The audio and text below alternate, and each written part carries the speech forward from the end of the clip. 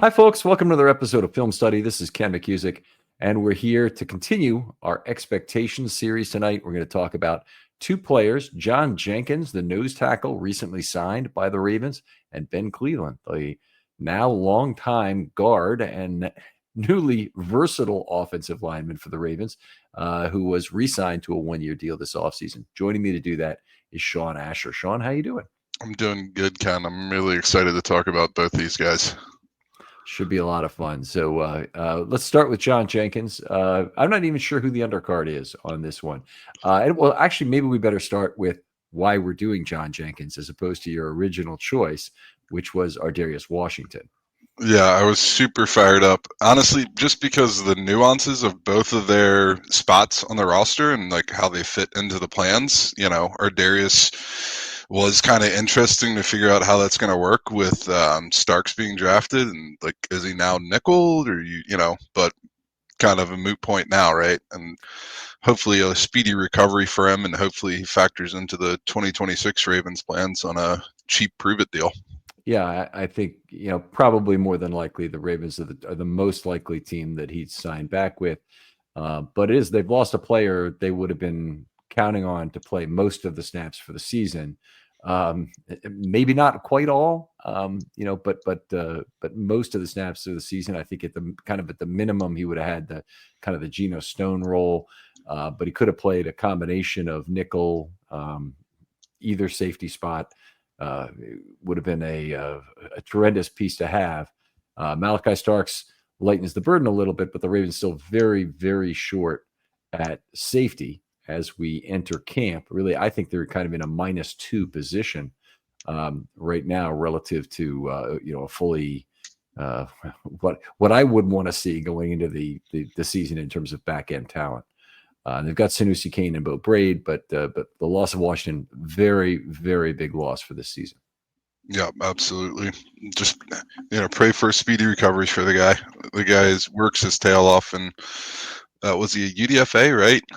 UDFA, and he's lost already one full season of so he actually lost a season of tenure at one point, and then he lost most of another season to injury in 22, I guess it was, right? Because he played about a game and a half, and then he was lost for the season, I want to say. And it just so sucks before we even get pads on. Like, oh, brutal. Yeah. And apparently it happened at the training facility and whatnot. I mean, a lot of questions come up, which are kind of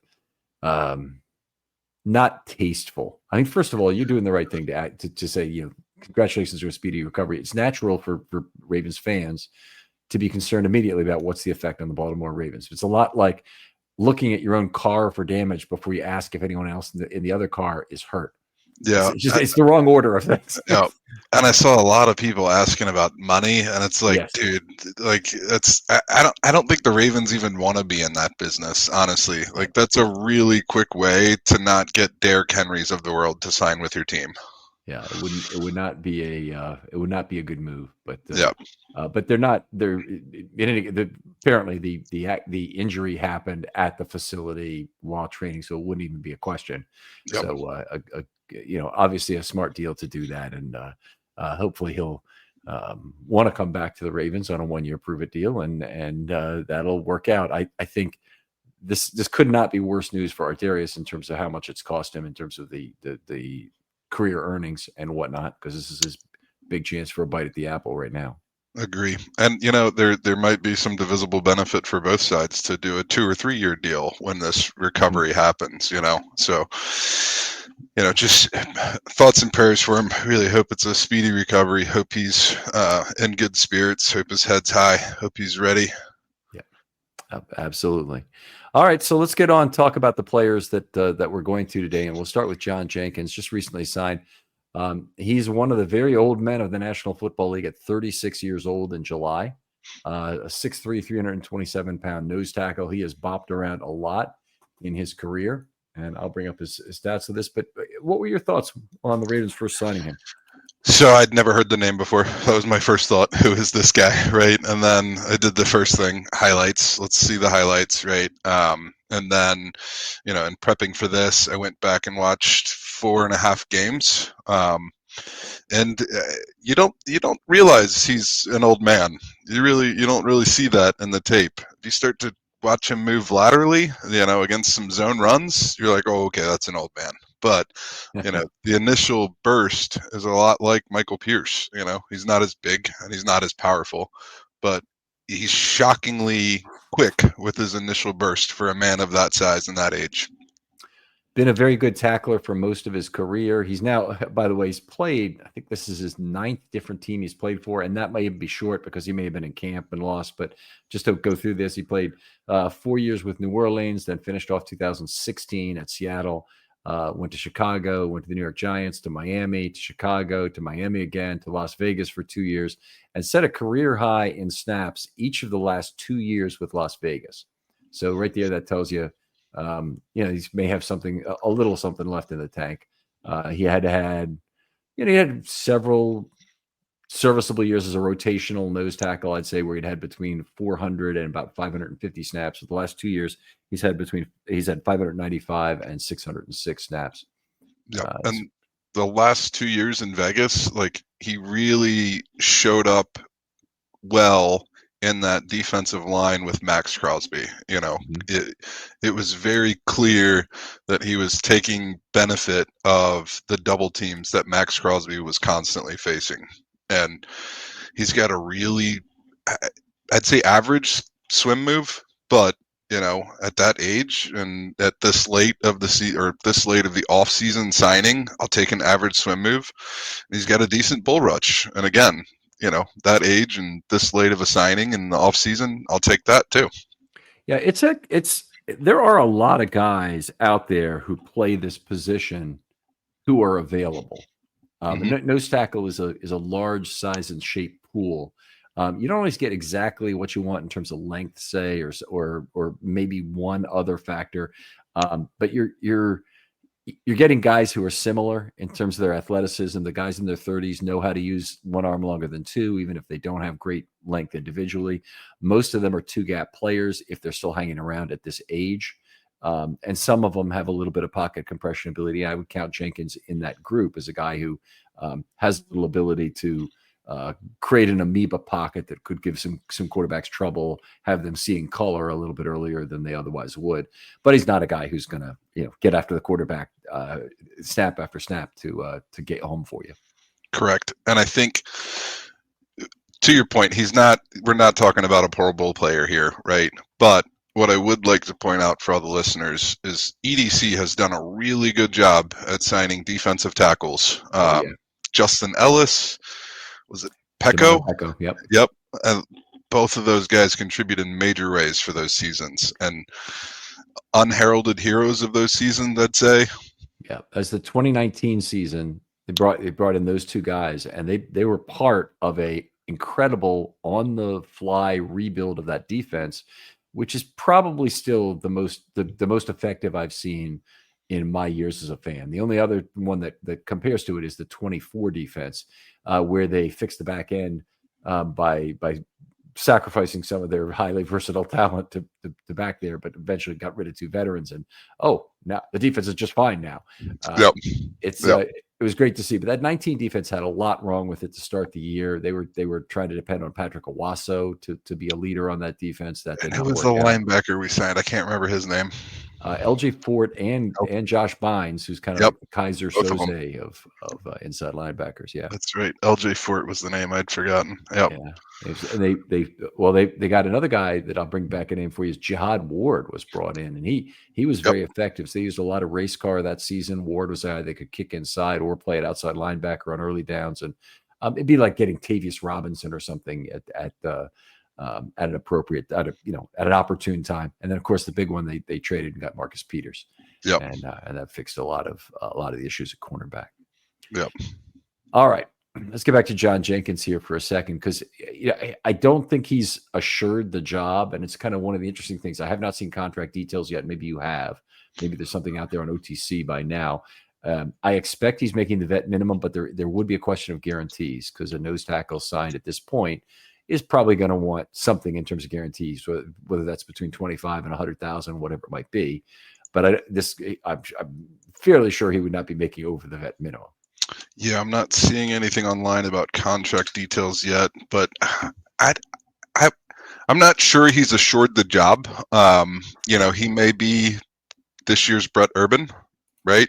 Yes. Where it's, he already knows that, hey, we're going to likely end up needing you, but, we're on this contract and this is how we're thinking. Um, we got to make cap moves, or we got to make roster mechanisms and, jump through hoops to do this. But just looking at the position depth, I'd be shocked if he's not a big part of the plan for this year. Like if he's not in that solid rotation, snaps for snaps and snap counts. It's just we've got Washington, Matabike, Jones. All three of those are back. Drafted Peebles. Then there's two guys that I guess have been on our practice squad. I don't recognize either of these names, Adoyle and Oki. Okay, That's right. 2-year practice squad guys. You got Jason Jones, right? Jason Jones as well. Correct. Yep. Yeah. But to me, it's like looking at the tape, looking at what he did against the Chiefs and his games against the Chiefs in that division. It's like I'm impressed, and it's the biggest thing I saw as a downside in his game right now is moving laterally against zone runs. He can get offensive linemen, guards, even not great athletic guards, can easily get on his outside shoulder and create the seal for a running back in zone runs. Other than that, he looked pretty solid. Okay. Well, you wouldn't expect that to be a strength really of any nose tackle, even a younger nose tackle. That's often a problem if they're one of the bigger men. Like for Michael Pierce, that would be something. Pierce would be a pursuit player, but he certainly is not a guy who's going to get ahead of his own run pretty Yep. often. Yep. Um, the other thing that is very appealing is not the right word, intriguing about Jenkins as a player is what you kind of alluded to, but I want to go into a little more depth, is the fact that he's really the only player on the current Ravens who would make sense for a handshake deal, other than a couple of veteran wide receivers who are not likely to make the team. So you got Keith Kirkwood could fall into this, or Anthony Miller could fall into this. Guys they could cut and then bring back. And here's the key. If you want to ever figure out who makes a good handshake candidate, you truncate everybody who's in their fourth year earlier because they're subject to waivers if they are cut, and so you can't risk cutting a player like that, generally speaking. But a 50-year player or higher, and then they have to be making essentially the vet minimum. If they could be making the vet minimum plus 25,000 of guaranteed money or something, that would be okay. But they'll never cut a guy who's making, say, $500,000 of guaranteed money because they somebody else may decide they'll pay him the full salary, and the guy doesn't want to pass up $500,000, and he leaves you for somebody else. So Jenkins is a guy who no doubt about it has probably had that briefing about, hey, you may be cut and then return before the first week of the season. We're going to need you for that. I mean, we need to know you're on board with this. But the Ravens also need to be prepared to be without him if they make that move. They did, of course, with Brent Urban, with Anthony Levine, with others. It's extremely valuable to get one additional player onto your roster, even though it's less valuable than it once was, because they now have two spots for exactly that kind of machination, where you can put a guy on non-season ending IR at the beginning of the year. Normally, if you put a guy on IR before the first week of the season, or with the initial cuts, they're lost for the entire season. So you need, and that's new this year. That is new last year, I believe. Okay. Last year, even the year before. Last year, I think. Last year. Gotcha. So now it's basically you're making a decision about the third spot, the third extra guy, and it still has value. It just has diminished value from what it was a couple of years ago. And the Ravens, they love to set up their roster for midseason reinforcements to show up. Yeah, so to your point, the list of players that could fit those categories are the other guy we're going to talk about, Ben Cleveland, Keith Kirkwood, Anthony Miller, and maybe Joseph Noteboom, but I don't know if you take the risk on Not a with tackle. An tackle, no way at all. Yeah, you're on exactly the right set of players there. Cleveland is a guy I don't think they would do either. I think he's signed for a year. I'm not sure what Cleveland's guaranteed money is either. He may have some. But if he has no guaranteed money, I still probably wouldn't do it because he's too valuable as a versatile offensive lineman to do Yep. that. We'll talk a little bit about Cleveland Yep. a little later in the show. What else to say about this? Well, I'm not sure there is a whole lot to say. Why don't we just jump in with what a good and a great season is for John Jenkins? You want to start?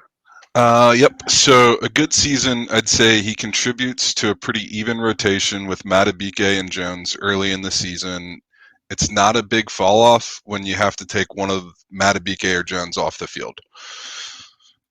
We got to be careful about the Joneses here because they have Travis to keep Jones. up with them. Yeah, sorry. Yes. Yeah. So Washington's going to get snaps. It's going to happen. Peebles is going to get snaps. It's going to happen. Obviously, I think Matabike and Travis Jones are going to get the most of snaps, probably. And I'd say that next tier is probably John Jenkins. And that's my good season, is that early in the season, he's getting close to the number of snaps that Matabike and Travis Jones are getting. Okay, my expectation probably a little bit less for a good season, but that's because I think chance is probably 40% or maybe even higher that he gets cut and never plays a game as a Raven, because I think Jason Jones could very well beat him out. In fact, if you really look at this, he has to really outplay Jason Jones by a lot. And I'm not saying it couldn't happen because he's been a good tackler, played a lot of snaps the last 2 years for Las Vegas. I mean, there's reasonable belief that he could outplay Jason Jones, who's there have been some conditioning issues and some other issues with him during his career at Auburn that haven't made him an ideal a candidate to be even drafted in this game. But you're looking ahead at a player who could be here for 4 years versus a player who could be here for 1. And so naturally, the Ravens are going to err on the side of the younger player if possible.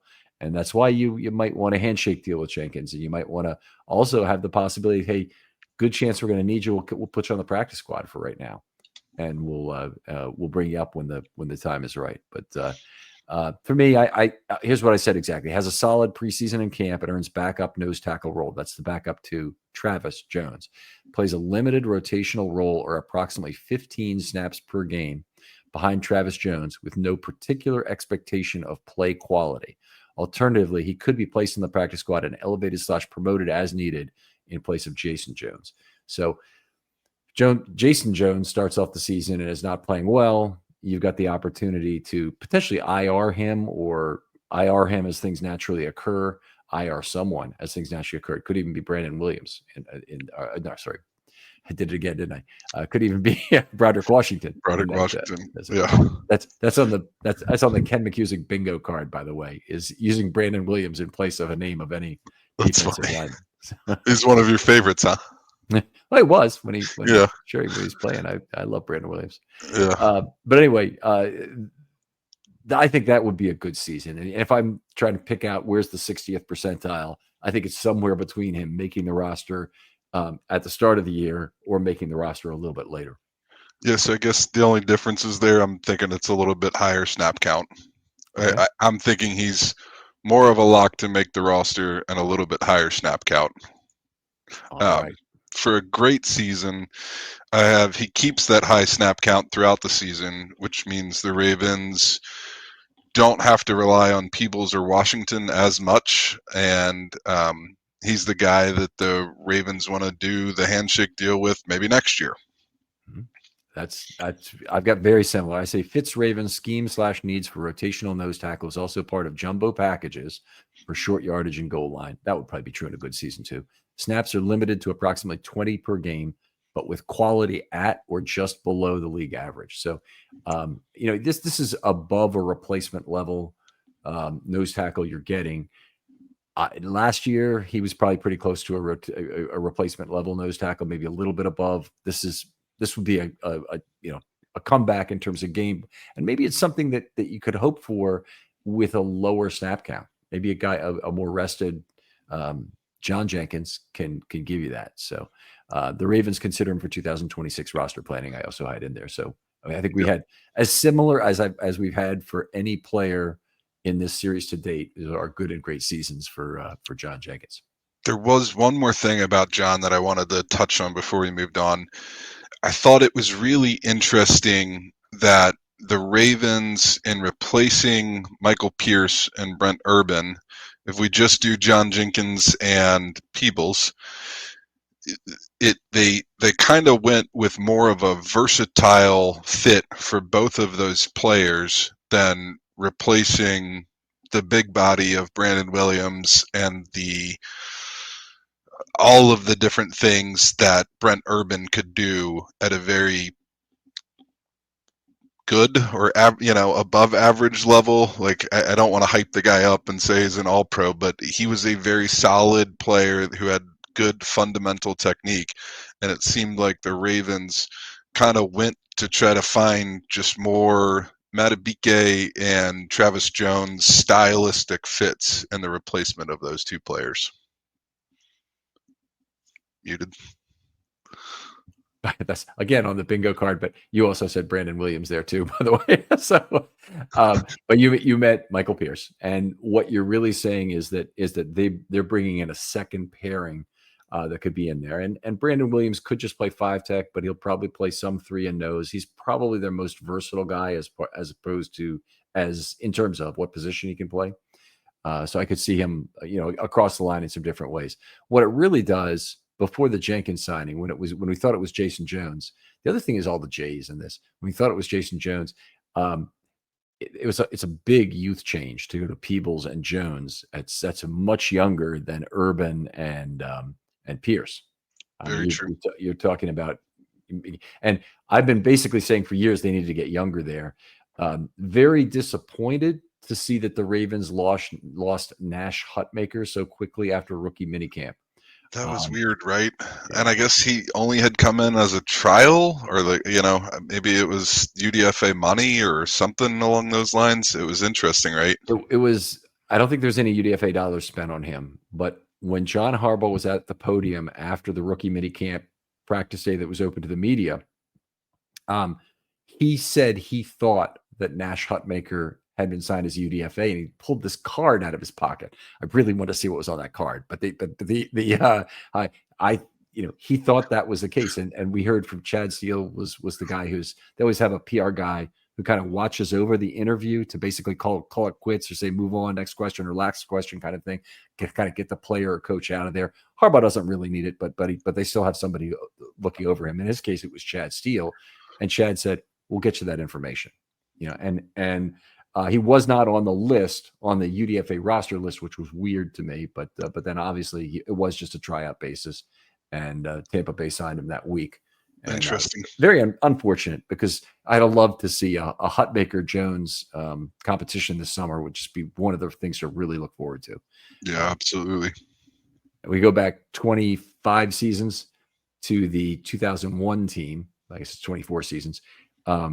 The Kelly Gregg, Dwayne Missouri battle right to the end went into one of the most incredibly dramatic preseason roster competitions you will ever see. And each of them had an unbelievable game. I think Missouri had 2 sacks, both of which he got a forced fumble on. Kelly Gregg dropped a cover, had an interception, had a sack of his own, and recovered one of the fumbles that Missouri caused and ran into the end zone for a touchdown. And that's what made Kelly Gregg a 10-year Raven. Yep, okay, absolutely. Yep.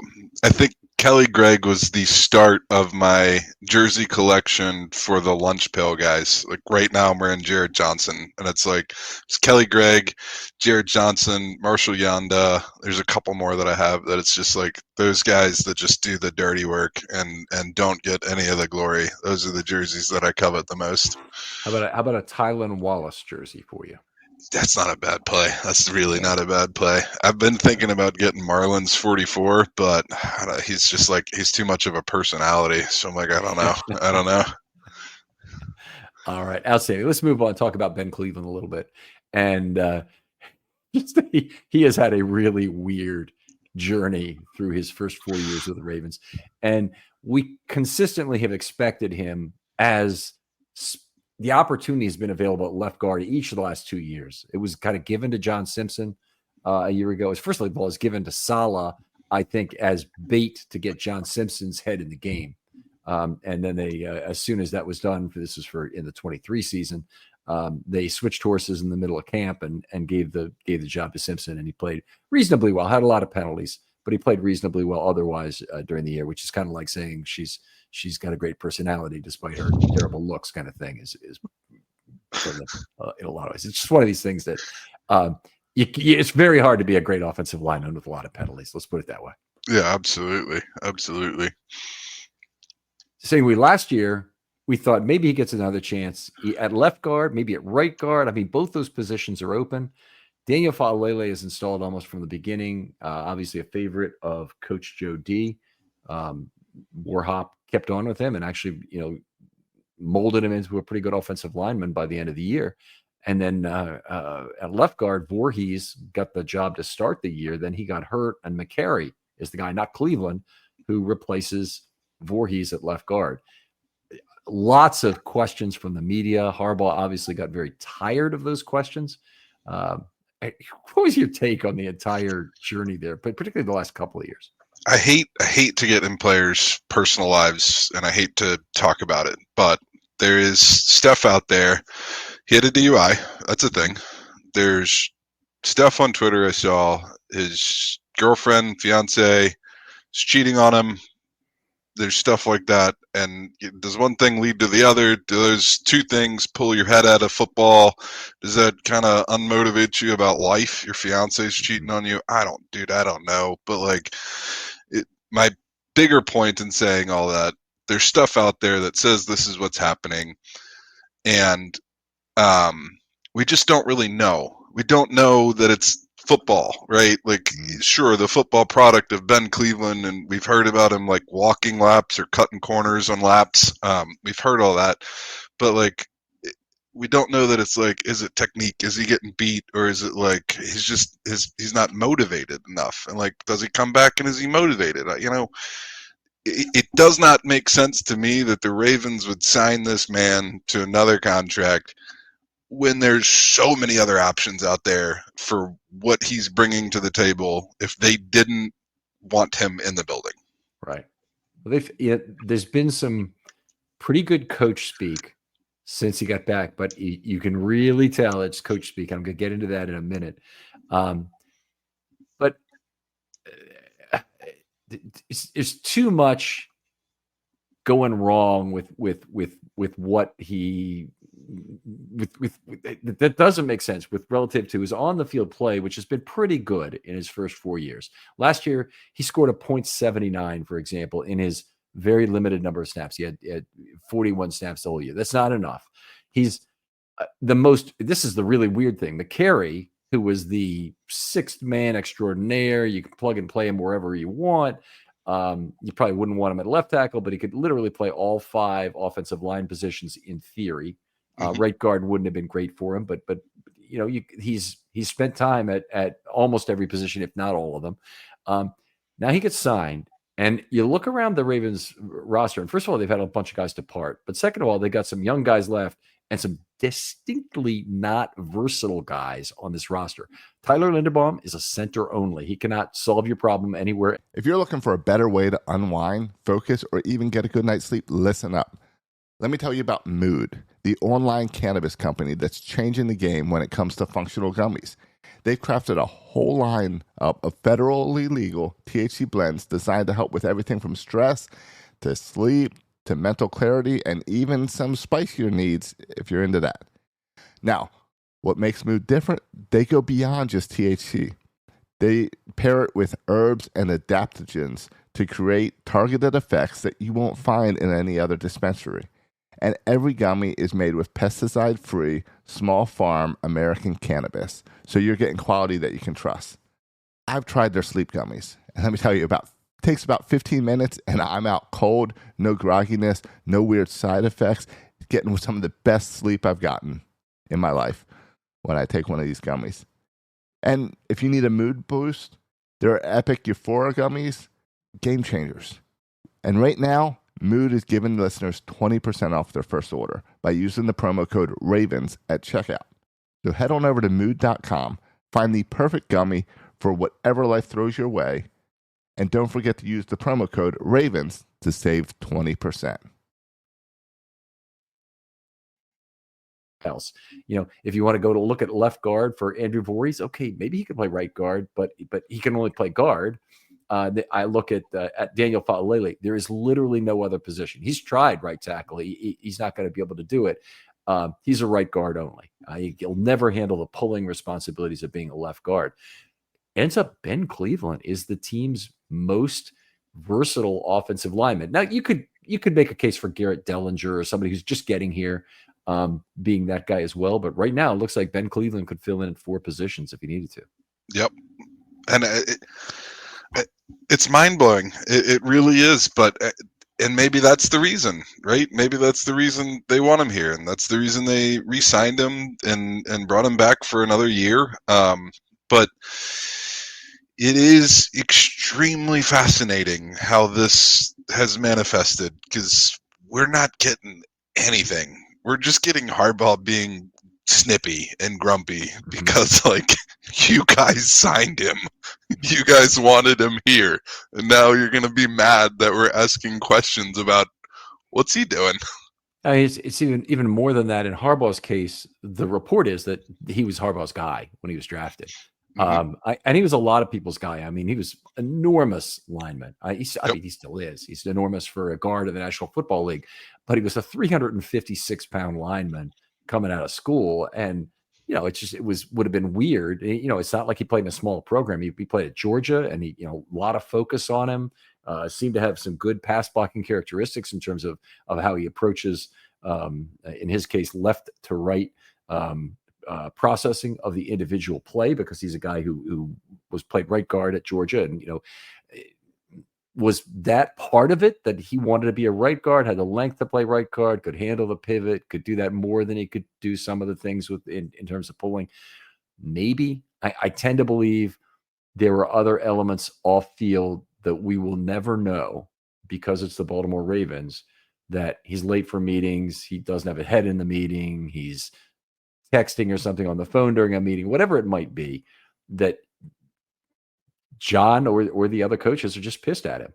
And you'd have to think that through the years, that even despite all that, he still would have gotten a shot somewhere, right? Because the idea that he didn't take over for Voorhees last year is either they really don't want Ben Cleveland, which doesn't make sense why they re-signed him, or they really believe that Jones was an okay backup left tackle, which, okay, I'm not there every day. I'm not seeing all the reps, but that seemed brave. Yeah, I mean, they used Josh Jones a lot last year, so again, more JJ showing up, but But they used him as a 6th offensive lineman. That's where Ben Cleveland got about 1/3 of his total snaps. This last year was his OL6. But now here's the other thing I look at. I want to come back after this, but the coach speak is one of the things that kind of bothers me about this. Is Harbaugh mentioned that not only is he a guy who can play at several different positions, but he's also a guy who's one of the best field goal block players in the entire league. Now, he did have a block against Washington at midseason, but if you look at the actual record of his special team snaps, he didn't start the year on the field goal block team. Then he came in and played 7 straight games in which he blocked a kick, and then he's not on the special teams field goal block unit anymore at the end of the year, probably because of his responsibilities on the nothing else team. Because he's really, it's coach speak. He's trying to find something nice to say about Ben Cleveland. And it's kind of unfortunate that he do this, that obviously has tripwires attached to it, that it just doesn't make any sense. Now, do I believe that Ben Cleveland could be an above average field goal block player? Possibly. Why was he off that unit last year?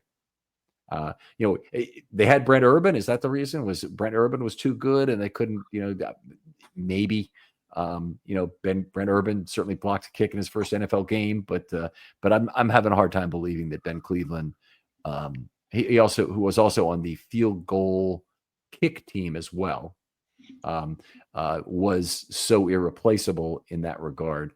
To me, they clearly signed him for his ability to be a backup and versatile offensive lineman. Yeah. Then again, though, I would not put it past John Harbaugh to eat up a roster spot for a guy who thinks can block kicks 6 games of the year.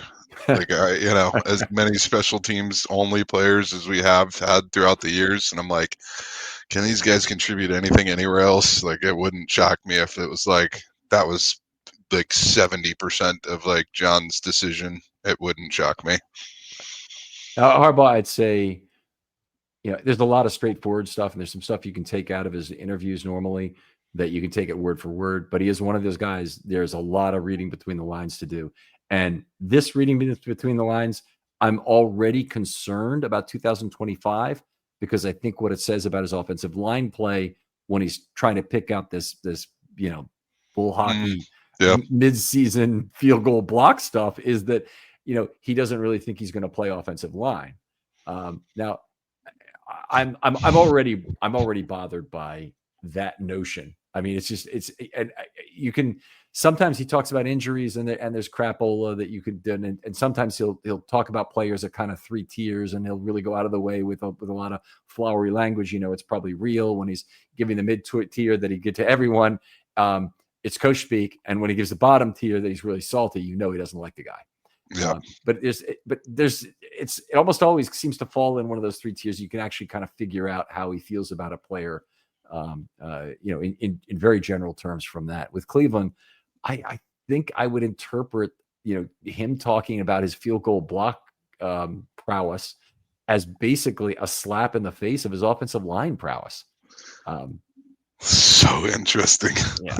Like, or EDC and like John, they're like, I imagine they carpool every day, and the day EDC's like, we're gonna re-sign Ben Cleveland to another year, John's like, I'll drive myself. And they do live right next door to each other. Yeah, that's a possibility. Okay, so the only other guy I wanted to talk about this briefly is the impact on Tyler Linderbaum, because it's been said Tyler Linderbaum stepped back as a pass blocker, of course, in 2024. Maybe not, of course, but he did. He took a big step back. 23 took a big step forward, and he's now, maybe with the guards he had playing next to him, was about an average pass blocker for the league, possibly slightly above if you rate assignment difficulty in there. In particular, I think PFF scores him a little higher than that, maybe. Yeah, a little higher than that. I'll just say that. But it definitely begs the question, did Tyler Linderbaum suffer from not having a big, powerful guard next to him on the left side with McCary? Now, he had Faalele, who had other issues, some other technical shortcomings, but honestly, in general, was a pretty darn good pass blocker. The question I have is would he have done better? Would he have had a better season if Ben Cleveland was next to him on the other side? I could see that. I mean, Simpson had his struggles, right? But he was a lot bigger and stronger than both Voorhees and McCary. So it's a fair question for sure. Yeah. So the issues with Simpson were twofold. One was penalties, and one was that he got over his feet too often and was vulnerable to push-pull moves. So he'd get out over his feet and he'd be on the ground a lot. So I wasn't real thrilled about that, but the penalties were really the biggest thing. That's why we came up with the Miller-Simpson scale of how many penalties you have relative to John Simpson, who's a very high, number. Ravens last year had a lot of problems with penalties as well, including McCary at left guard having a really penalty-riddled season through the first 10 or so weeks of the season before he got himself straightened out. Faalele, similar, got himself straightened out over that same last period. I'm dying to ask that question of George Warhop at some point in terms of what did you do to change that, or how did you go about that? But it's weird, and I can't say that Linderbaum was not impacted by the guard play. I think he probably, if I had to say one way or the other, I'd say he was. It's just a question of how much. Very interesting. Now that I'm thinking back to, who was before Simpson? Who was our left guard the year before? Oh, now you test my memory. 2 years ago. I'm sorry. Yeah. Well, Cleveland a little bit, but so we're talking the 22 season, and that's the year they had Zeitler. Right guard for 23 also. I say again. Yeah, right guard. Yeah, and give me a second. I'll look it up. While you're looking it up, my point is we had Simpson, which somehow got us a way better comp pick than I thought we were going to get out of it. Mm-hmm. And same thing with McCary, a better comp pick than I thought we would get out of it. Do we go 3 years in a row, maybe 4 if we look back far enough, and say like, oh, Ben Cleveland's going to start, and somehow we're going to get a 4th round comp pick out of that? Just because there's a trend of us taking guards that aren't that great of guards and get a lot of penalties and somehow getting good comp picks out of them. Let me just say that would be an incredibly inefficient strategy, because I think you could have Ben Cleveland right now for 3 years, $9 million. If he was worth a 4th round comp pick, in 2026, I think you'd be much better off trying to sign him to that 3-year deal. Yeah, absolutely. Because then a team will trade you a 2nd or 3rd round pick for that guard. I mean, if he's worth that comp pick, I mean, I can't imagine the Ravens not wanting him at left guard. I can't imagine it. But hey, here we are in 2025. He's like texting during meetings. It's like, oh my God, dude. I get he's not Ed Reed. I get he's not that, but come on. By the way, I don't know. I'm giving possible reasons when I say texting during meetings or doesn't have a head. Yeah, whatever it is. Yeah, it's whatever it nuts. is. That's a work ethic problem. All right, let's talk about what's a good season, what's a great season for Ben Cleveland. Go ahead with your good season. Makes the 53-man roster, is the 6th OL, is average level of play if there's an injury. Okay. I don't know. That's all I could really guess, honestly. Now I had to really decide if I thought there was a 40% chance of this occurring, because I'm not sure there is. But a good season for you is no sign of any remaining doghousing by Harbaugh. Is that 40%? I'm not sure. A great season in my eyes, Ken. Okay, that's my first sentence. The rest of it is fills in as needed to plug a hole on the offensive line. Impresses with both displacement and torque as a run blocker. Pass blocking continues to be solid. I think if he could do that, first of all, I think he'd have a hard time not impressing with displacement with the player that he is. He makes some mistakes as a run blocker. He's slow and ponderous in some ways that aren't going to be perfect, and I didn't include that in my description. Faalele has that too. People who hate Faalele or just get tired of seeing the tape, which, by the way, I can completely understand looking at every block of the man's career, that it's at times oafish in nature. I still have to weight it properly, or weight it the way I think is correct, and say the guy's not getting penalized as much as some of the other offensive linemen, and his pass blocking is solid, and the pass blocking is an order of magnitude more important. So if Ben Cleveland could do that, I think things will be fine, and then you'll see some combination blocks hopefully work out better than they have with more displacement on those, and the torque really applies more at right guard, where he's opening the front gate for a right-handed run game in a normal way. But that's my good season. And again, I'm that may be well above the 60th percentile, and I'm wondering which of those elements. Maybe you could answer this for me. Do you think is the least likely to happen? All doghousing to be over by Harbaugh, fills in as needed to plug a hole in the offensive line, impresses with both displacement and torque as a run blocker, or pass blocking continues to be solid. Which one of those is least likely? I'm having a hard time with that. It has to be the doghouse, because everything else hinges on that, right? So if he's out of the doghouse, can he do those things? Possible. If he's still in the doghouse, he won't get a chance to do any of those things anyway. Yeah, great point. And there is some chicken egg here, because if he's forced into play and he plays well, Harbaugh's going to get off his case pretty quickly. I think that he's done that with. I'm going to try and think of another player where he's done it before, but the big one was giving the left tackle job to Bryant McKinney for the playoffs in 2012. That would be the big one that I would point to. And then he continued on with McKinney, I believe, as a starting left tackle into 2013. Yep. And I don't even remember it being a thing he had to do, right? Like, obviously it was the better option, right? But it wasn't like it was do or die, right?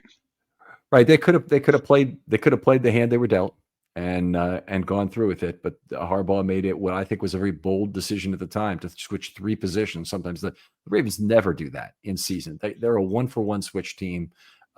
They don't even want to move 2 pieces, though they have done it. Yanda had the one season where he moved to left guard because his right shoulder had or actually think his left shoulder had the problem, right? So he still had strength on his right arm, and he could block inside there better. Yep. And that season when he did Bryant McKinney, we only had Jim Caldwell as coordinator for 6 games at that point. So like that was bold for sure. Big risk. I'd love to hear the origin of that and how whether it was Harbaugh himself or whether he got convinced by the offensive line coach or by Caldwell or by whoever it might have been. I'd really love to hear how that bore out. What were who convinced who to make that was change? Castillo as the OL coach back then, right? I think you're right. I think I remember reading something or hearing something that made sense at the time. I don't remember what it is. I'll try to go find it, see if I can dig that out for you. All right, what's a great season look like? I literally wrote, I don't know if it's possible. I don't know if it's possible. But if I have to have something, he's given an opportunity to actually win the left guard job. Don't know if it's possible. Don't know if he'll win it.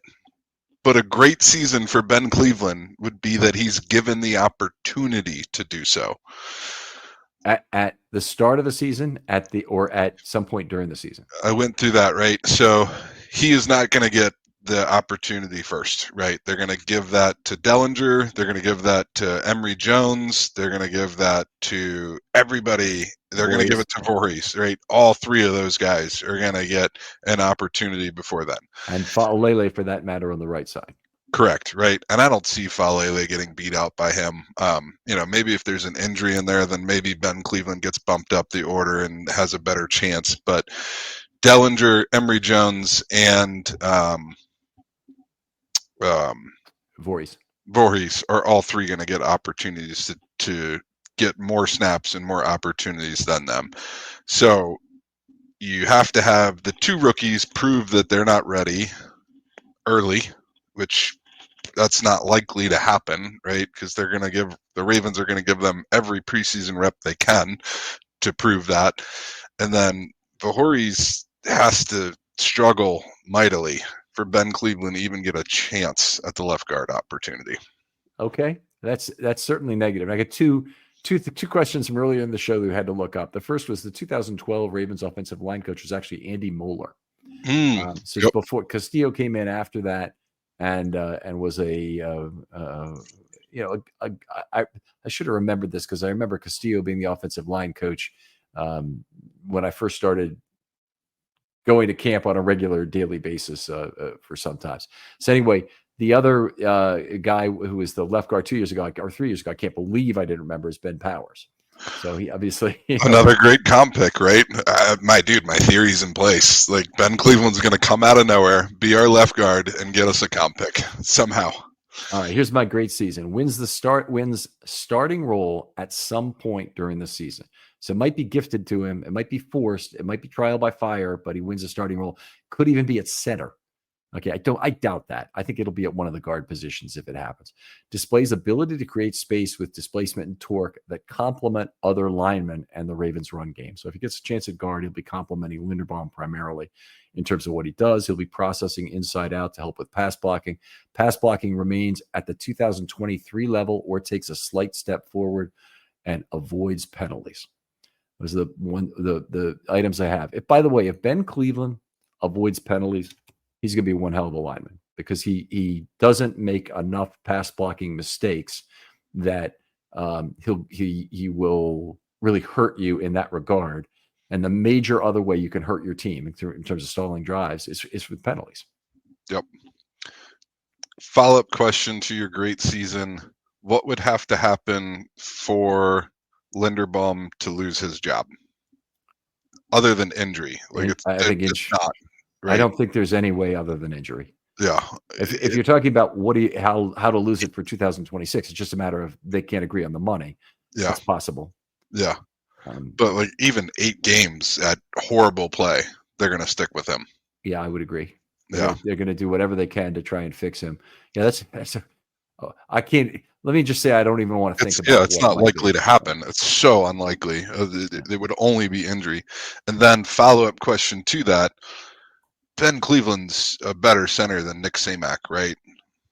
I mean, I think that is a really legitimately outstanding question, because if you're talking about who can snap the ball better, I'm not sure. It might be Nick Samac. If you're talking about who could do more for your team and brings you a completely different profile offensively, it's easily Cleveland, because there isn't I don't know if there's another center who's ever played the game who's been as big as Cleveland.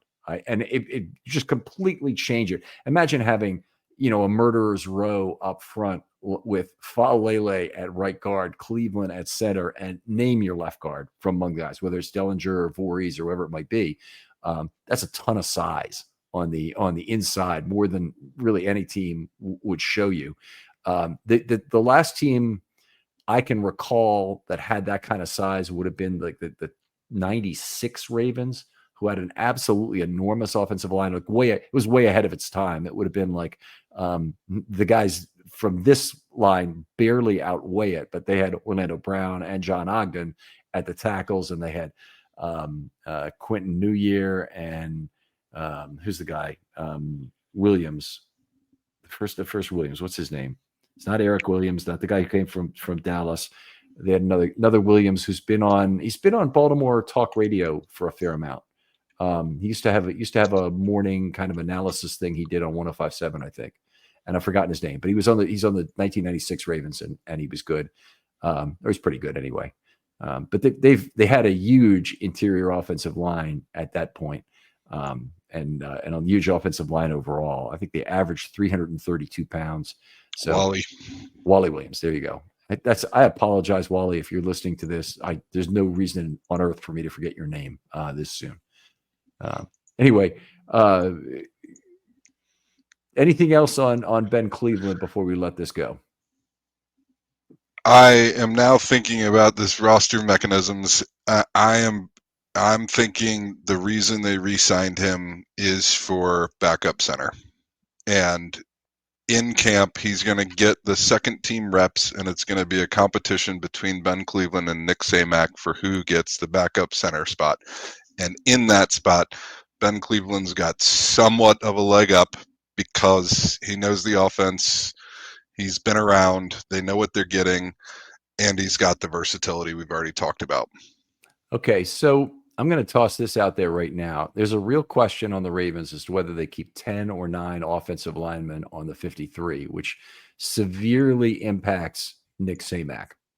If there's 10 offensive linemen, Nick Samac has a much better chance to make it. But he still faces very stiff competition, because that's not the only guy. There's Darian Dalcourt is still around, and he'll get snaps in camp. But I'll be very, very interested to see how much play Ben Cleveland gets in camp, whether he's the first, second, or third unit guy, and how they have him. My guess is I think, like you, that I would expect him to be the second unit center. Follow-up question with all of those questions that we're now talking. Ravens depth or roster on BaltimoreRavens.com lists players as OL, guard, and tackle. Okay. Do you hold any weight to Emory Jones being listed as a tackle and Garrett Dellinger being listed as an OL? Well, Garrett Dellinger is a IOL guard center. Do I hold any weight to it? I don't know. I mean, he's played guard in college. It could just be Ryan Mink. Yeah. That's just like, I think he's this. I don't think it's Mink. I think Mink is okay. I'm gonna try and get everybody's job right, but Mink is like media.